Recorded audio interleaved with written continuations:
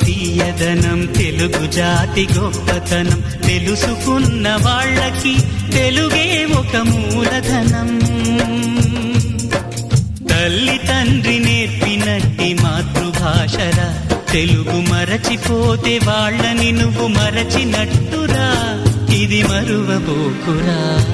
తెలుగు భాష తీయదనం తెలుగు జాతి గొప్పతనం తెలుసుకున్న వాళ్ళకి తెలుగే ఒక మూలధనం.